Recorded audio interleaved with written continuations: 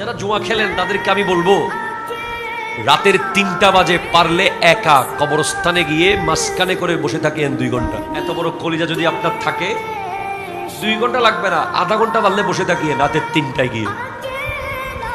মরার পরে থাকতে হবে না? হবে।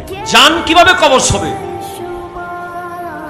কালো কসকসে কাপড় নিয়ে আজরাইল আলাইহিস সালাম জাহান্নামের কালো কালো ফেরেশতাদের বহর নিয়ে আসবে।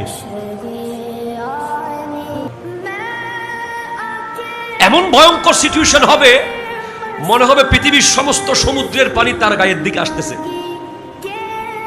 মনে হবে সমস্ত কাঁটাযুক্ত গাছ তাকে জড়িয়ে ধরতেছে।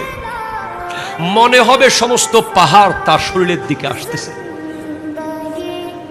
শরীরের প্রত্যেকটা রগে রগে রুটাকে বের করা হবে। চোখ দিয়ে রু বের হবে, নাকের ছিদ্র দিয়ে রু বের হবে, কানের ছিদ্র দিয়ে রু বের হবে। প্লাস দিয়ে টেনে টেনে নখ খুলে ফেললে যেই ব্যথা,